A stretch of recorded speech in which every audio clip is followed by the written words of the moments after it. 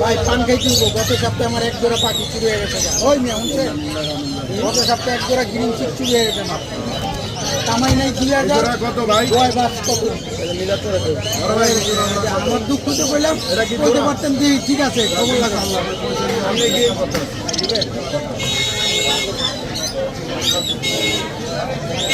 legal ভাই 32 কিনছি, তাও আবার আদি